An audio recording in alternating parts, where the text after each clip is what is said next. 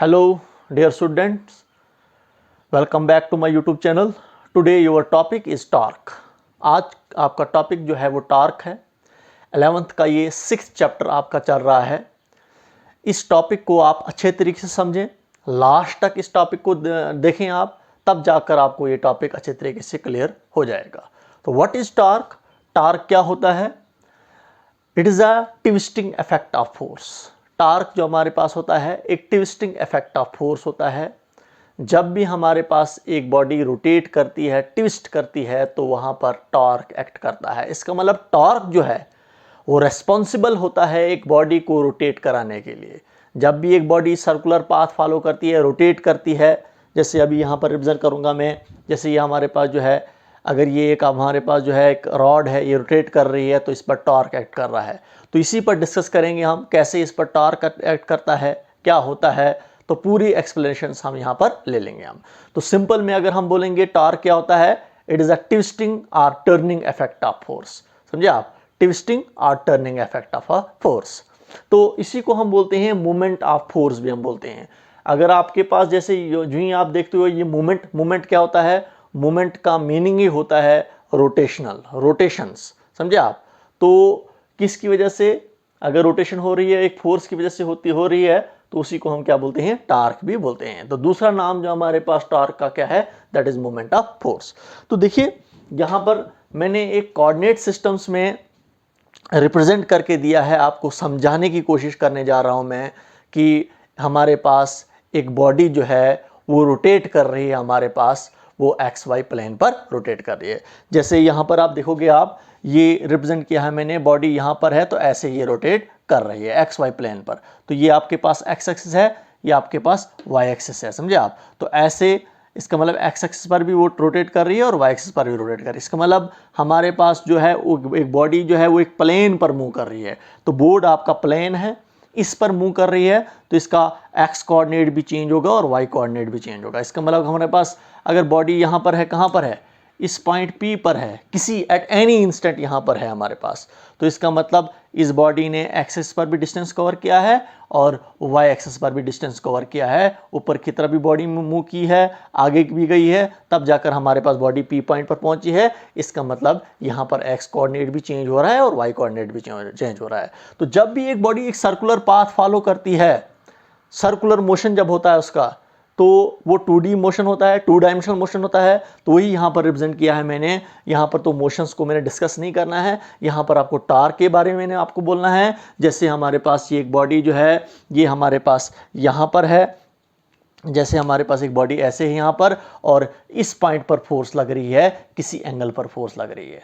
देखिए यहाँ पर किसी एंगल पर फोर्स लग रही है। मैंने कहा है कि अगर हमारे पास एक पार्टिकल हमारे पास P पॉइंट पर है, ये ओरिजिन है, तो इस पार्टिकल का या इस पार्टिकल्स का पोजीशन वेक्टर जो हमारे पास होगा, इसके पोजीशन वेक्टर को हमने R से रिप्रेजेंट किया है कि ओरिजिन से हमारे पास जो है P पार्टिकल जो है वो कितनी दूरी पर है। समझे आप?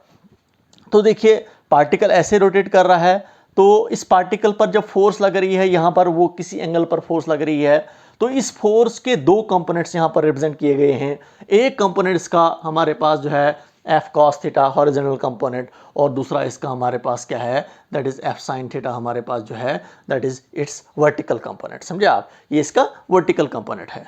तो आप देखना है आपने यहाँ पर कौन सा कंपोनेंट रेस्पॉन्सिबल होगा बॉडी को रोटेट कराने के लिए। जैसे हमारे पास इस बॉडी पर हमारे पास फोर्स लग रही है, किसी एंगल पर फोर्स लग रही है, आर के किसी एंगल पर लग रही है। जैसे ये आर है हमारे पास, ये पोजीशन वेक्टर है, इसको एक्सटेंड करेंगे आगे के लिए, तो ये आर से कितनी एंगल पर है हमारे पास जो ये फोर्स लग रही है? हमारे पास ये थीटा के एंगल पर फोर्स लग रही है। तो यहाँ पर अगर हम बात करेंगे, हम हमारे पास क्या होता है, ये जो हमारे पास होता है, जैसे हमारे पास ये एक रॉड है, ये ऐसे रोटेट कर रही है, ये ऐसे थे हमारे पास और ऐसे रोटेट कर रही है। तो ये जो हमारे पास है फिक्स पॉइंट है, जिसको ओरिजिन कहा है हमने, फोर्स यहाँ पर लग रही है और ऐसे रोटेट कर रही है। तो इस एंगल पर यहाँ पर हमारे पास किसी एंगल पर फोर्स लग रही है, वो थीटा हमने रिप्रेजेंट किया है। अब इस फोर्स का कौन सा कंपोनेंट रेस्पॉन्सिबल होगा इस बॉडी को रोटेट कराने के लिए? तो इस फोर्स का जो कंपोनेंट जो होगा वो एफ साइन थीटा जो होगा वो रेस्पॉन्सिबल होगा इसको रोटेट कराने के लिए, क्योंकि एफ कॉस थीटा जो है बॉडी को हॉरिजॉन्टल लाइन पर मूव कराएगा, और अगर बॉडी को हमारे पास बॉडी अगर रोटेट कर रही है तो वो इसका कौन सा कंपोनेंट होगा, वो एफ साइन थीटा होगा, जो इस आर के परपेंडिकुलर में होगा, इस आर के परपेंडिकुलर में होगा। कौन? F sine theta. वही रेस्पॉन्सिबल होगा हमारे पास जो है टार्क के लिए, जो टार्क क्रिएट करेगा किस पर, इस बॉडी पर, जिसकी वजह से ये रोटेट करेगा। तो इसीलिए हम क्या बोलते हैं, जब ये टार्क जो होता है हमारे पास, इस टार्क को जब हम डिफाइन करते हैं तो मैंने कहा ये टर्निंग इफेक्ट ऑफ फोर्स होता है। तो ये टार्क जो होता है हमारे पास, ये तभी जाकर हमारे पास इस टार्क को हम टाउ से रिप्रेजेंट करते हैं। ये किसके होता है, एक तो आर हमारे पास है, आर क्या हुआ, इसको बोला जाता है perpendicular distance from the axis of rotations. जैसे ये हमारे पास फोर्स यहाँ पर लग रही है तो ऐसे बॉडी रोटेट कर रही है, तो ये जो हमारे पास होता है फिक्स्ड पॉइंट से लेकर उस पॉइंट तक जहाँ पर हमारे पास फोर्स लग रही है, तो वहाँ तक जो ये डिस्टेंस होता है इसको क्या कहा जाता है, परपेंडिकुलर डिस्टेंस कहा जाता है। तो इसी को हम नॉर्मल आरम भी बोलते हैं, हम इसको क्या बोलते हैं, इसको नॉर्मल आरम भी हम बोलते हैं, इसको किसको, ओपी को। तो ये टॉर्क जो होता है आपको पता है ये फोर्स इनटू परपेंडिकुलर डिस्टेंस की होता है, लेकिन इसको हम एक्चुअल में एक्यूरेट जब लिखते हैं हम, तो आर हमारे पास हो गया परपेंडिकुलर डिस्टेंस, ये हमारे पास आर हो गया परपेंडिकुलर डिस्टेंस, और इनटू हमारे पास फोर्स का कौन सा component, that is F sine theta. समझे आप? तो एफ साइन थीटा हमारे पास ये कंपोनेंट है जिसकी वजह से हमारे पास क्या है, ये रोटेट करेगा, क्योंकि टॉर्क जो होता है ये फोर्स इनटू परपेंडिकुलर डिस्टेंस के इक्वल होता है। लेकिन फोर्स का कौन सा कंपोनेंट रेस्पॉन्सिबल होगा यहाँ पर, तो फोर्स का जो हमारे पास कंपोनेंट जो रेस्पॉन्सिबल होगा वो एफ साइन थीटा जो होगा वो रेस्पॉन्सिबल होगा इस बॉडी को रोटेट कराने के लिए। ऐसे रोटेट कर रहा है। अब देखिए इसी को हम लिखते हैं, खोल के लिखते हैं, तो हमारे पास आ रहा है आर एफ साइन थीटा आपके पास आ रहा है। समझे आप? तो ये आपके पास टार्क आ रहा है, समझे आप? तो are F sine theta, theta जो होता है ये एंगल है अब हमारे पास किसके बीच में, आर और एफ के बीच में। ये हमारे पास आर है और ये हमारे पास एफ है। तो एफ का हमारे पास कौन सा कंपोनेंट हमारे पास है, तो एफ का एफ साइन थीटा है। तो अब थीटा जो रिप्रेजेंट करेगा, अभी हम देखेंगे, अभी डिस्कस करेंगे इस पर हम आगे कि थीटा क्या होगा जहां पर हमारे पास मैक्सिमम टार्क एक्ट करेगा, और थीटा हमारे पास कब होगा, हमारे पास कौन सा एंगल होगा आपका जहां पर मिनिमम टार्क एक्ट करेगा। अब देखिए ये जो हमारे पास आ रहा है टार्क जो आ रहा है आपके पास, that is R F sine theta के इक्वल आ रहा है। इसी को अगर हम वेक्टर फॉर्म में लिखते हैं, हम इन वेक्टर फॉर्म में जब हम इसको लिखते हैं, तो वेक्टर फॉर्म में जब हम इसको लिखते हैं तो टॉर्क को हम वेक्टर में लिखेंगे तो ये किस इक्वल आएगा, that is R cross F के इक्वल आएगा, क्योंकि ये क्रॉस प्रोडक्ट होता है दो वेक्टर्स का। One is perpendicular distance, another is force. Force जो फोर्स क्या होगी, आर के परपेंडिकुलर में होगी। अभी हम इस पर डिस्कस करेंगे कैसे हमारे पास इसके परपेंडिकुलर होता है। तो ये देखिए मैंने पहले ही बोला था आपको, काइनेमेटिक्स में आपको मैंने पढ़ाया था कि जब भी हमारे पास दो, जैसे हमारे पास है ए क्रॉस बी, हमारे पास होता है A cross B, cross product of two vectors, वो ए बी साइन थीटा के इक्वल होता है। तो यहाँ पर भी वही केस है। अगर आपके पास आर एफ साइन थीटा अगर आपके सामने आगे आ रहा है, इसका मतलब ये यहाँ पर क्रॉस प्रोडक्ट होगा किसका, आर और एफ का क्रॉस प्रोडक्ट होगा। तो ये हमारे पास यहाँ पर आर और एफ का क्रॉस प्रोडक्ट आ रहा है। तो अब देखिए मैंने आपको काइनेमेटिक्स में पढ़ाया था, मैंने बोला था आपको कि अगर हमारे पास एक फिजिकल क्वांटिटी, समझे आप, टॉर्क यहाँ पर आपके पास एक फिजिकल क्वांटिटी है जिसको हम मेजर कर सकते हैं, जब वो दो फिजिकल क्वांटिटीज के क्रॉस प्रोडक्ट्स पर डिपेंड करती है, समझे आप, क्रॉस प्रोडक्ट्स पर डिपेंड करती है। तो देखिए टॉर्क जो है आर और एफ के क्रॉस प्रोडक्ट्स पर डिपेंड कर रही है। तो ये वाली फिजिकल क्वांटिटी कौन सी होती है, ये वेक्टर क्वांटिटी होती है। तो देखिए इसका मतलब ये हमारे पास क्या है, ये आपके पास एक वेक्टर क्वांटिटी है। तो वेक्टर क्वांटिटी कौन सी क्वांटिटी होती है, ये भी आपको पता है, which has both magnitude as well as directions, जिसका मैग्नीट्यूड भी होता है और डायरेक्शंस भी होती है। देखिए इसका मैग्नीट्यूड तो हमें पता ही है। अगर आपको बोला जाएगा टॉर्क का मैग्नीट्यूड क्या होगा, तो देखिए ये तो हमें पता ही है, हमें परपेंडिकुलर डिस्टेंस पता होगा, फोर्स पता होगा, तो हम वैल्यू निकाल सकते हैं हम। तो आप देखिए जब ये वेक्टर क्वांटिटी है, मैग्नीट्यूड हमें पता है, लेकिन डायरेक्शन इसकी कहाँ की तरफ होगी। जैसे एक बॉडी रोटेट कर रही है तो टॉर्क की डायरेक्शन कहाँ की तरफ होगी, तो टॉर्क की डायरेक्शंस को हम एक सिंपल, हमारे पास फार्मूला है, एक सिंपल रूल है हमारे पास जो है, जिसको बोलते हैं राइट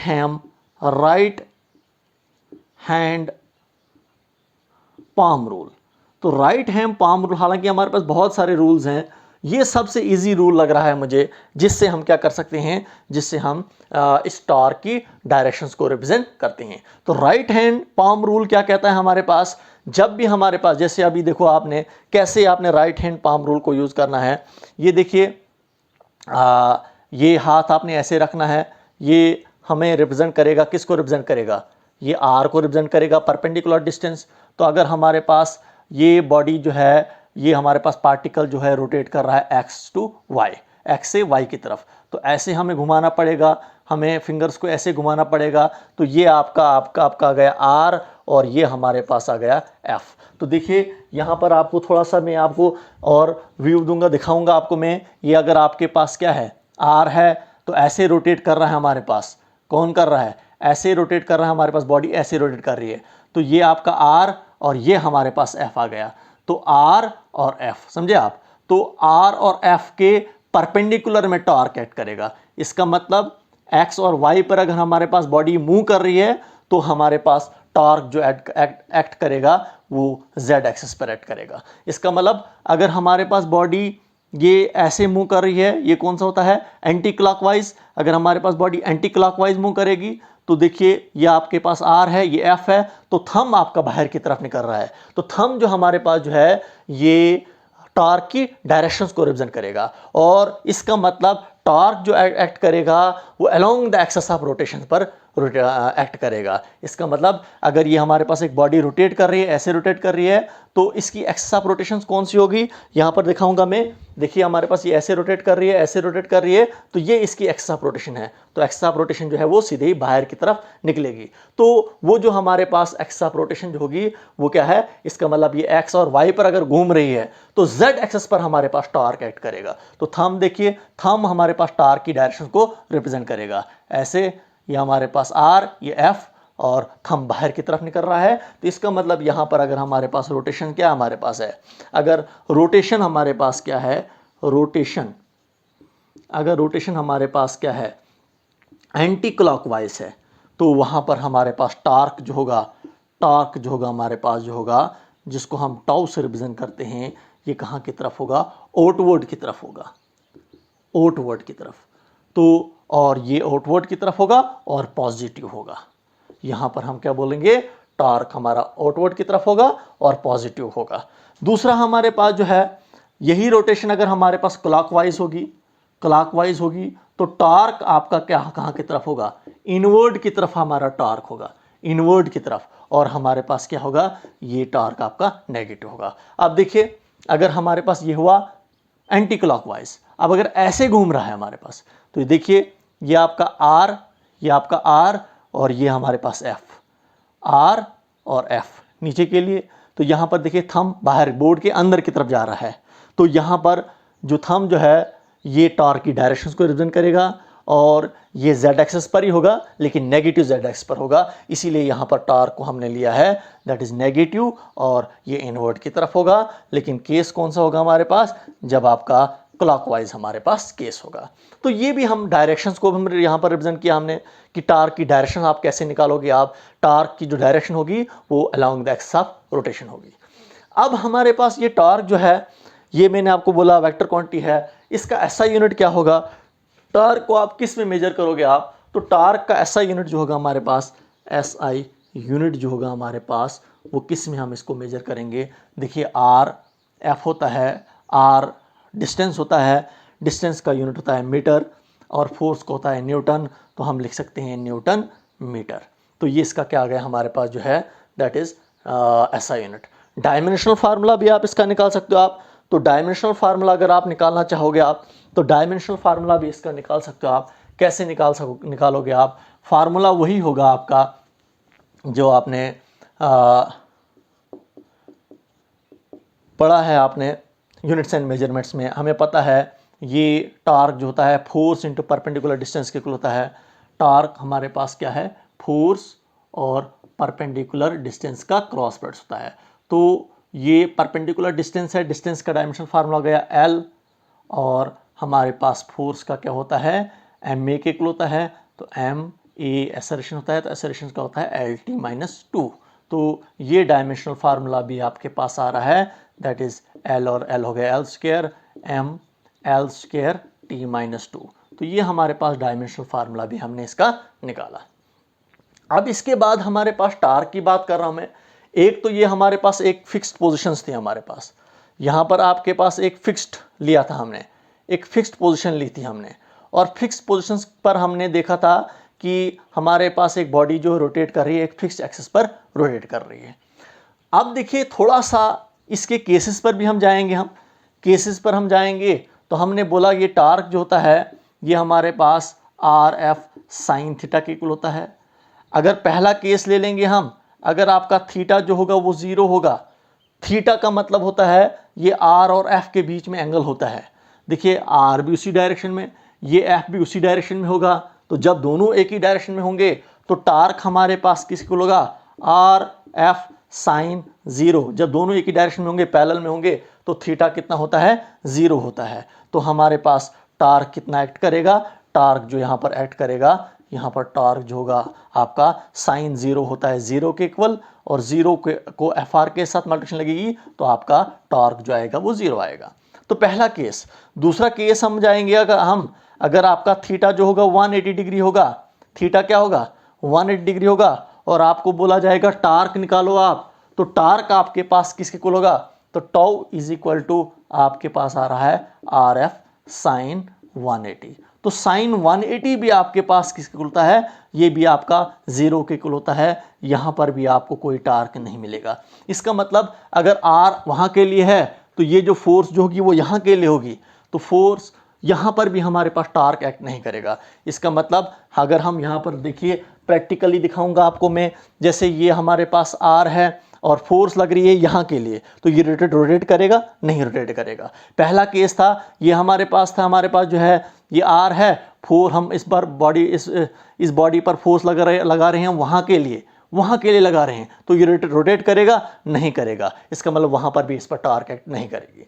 दूसरा केस अभी लिया मैंने, आर तो वहीं के लिए है लेकिन एफ यहाँ के लिए है, तो एफ जब यहाँ के लिए है, आर वहाँ के लिए है, तो ये रोटेट करेगा, नहीं करेगा। तो इस केस में भी टॉर्क जो होगा वो 0 होगा। तीसरा केस जो हमारे पास है, ये आर है हमारे पास, ये आर है और फोर्स लगा रहा हूँ यहाँ पर ऐसे में, परपेंडिकुलर में फोर्स लगा रहा हूँ मैं। इसका मतलब थीटा यहाँ पर इस केस में हमारे पास थीटा कितना होगा, वो 90 डिग्री होगा। तो देखिए इस केस में हमारे पास थर्ड केस ले रहा हूँ मैं, थर्ड केस हमारे पास थीटा आपका अगर 90 डिग्री होगा तो tau is equal to R F sine 90 sine 91 के इक्वल होता है, तो आपके पास आएगा आर एफ साइन 91 के इक्वल होता है। तो टॉर्क आपके पास आ रहा है, यहाँ पर मैक्सिमम टॉर्क एक्ट करेगा। यहाँ पर कब एक्ट करेगा, जब आपके पास जो होगा परपेंडिकुलर में फोर्स एक्ट करेगी। तो ये आपका आर है और फोर्स ऐसे लग रही है 90 डिग्री पर लग रही है, किसके, आर के 90 डिग्री पर लग रही है, तो ये क्या करेगा, ये रोटेट करेगा। तो ये वाला केस जो है जिस पर हमारे पास मैक्सिमम टॉर्क एक्ट करता है, किस पर, एक हमारे पास जो है एक बॉडी पर टॉर्क एक्ट करता है। क्लियर आपको। तो ये एक केस था जिस केस में हमने एक एंड को फिक्स करके रखा है और दूसरे एंड पर हम फोर्स लगा रहे हैं।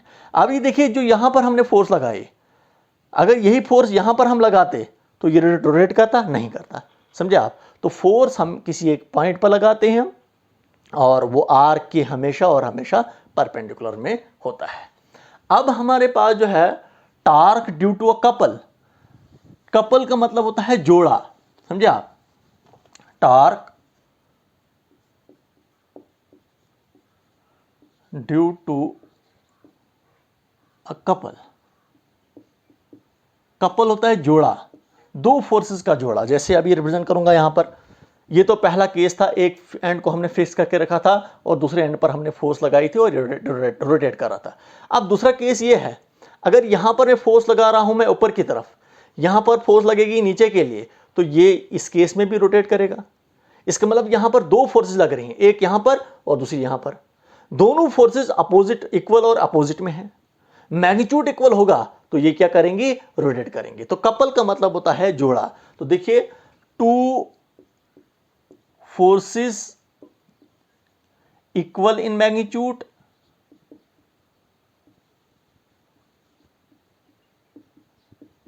but opposite in direction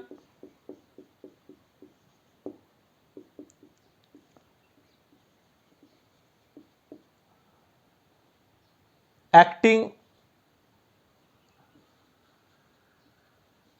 eight two different points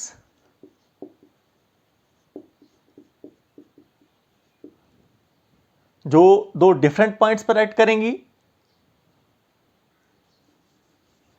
whose torque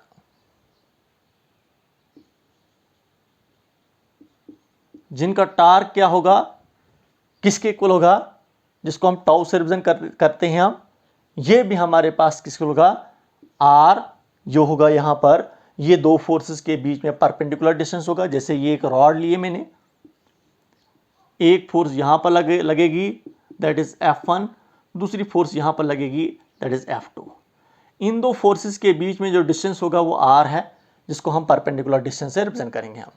तो ये अगर अभी यहां पर अगर इसको वेक्टर फॉर्म में रिप्रेजेंट करूंगा मैं, तो torque will be equal to R perpendicular distance between the two forces cross F. F हुआ आइदर फोर्स, दो में से कोई एक फोर्स, F1 या F2, समझे आप, दोनों फोर्सेस का मैग्नीट्यूड इक्वल होगा।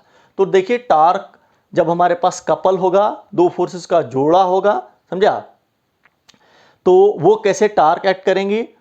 मैंने आपको कहा अगर आपके पास दो फोर्सेस लग रही हैं, दो फोर्स लग रही हैं, इस रॉड के एक एंड पर यहां पर, दूसरे रॉड के यहां पर लग रही है, रॉड यहीं पर है हमारे पास, एक यहां पर लग रही है, दूसरी यहां पर लग रही है, दोनों फोर्सेस का मैग्नीट्यूड क्या है, वो इक्वल है।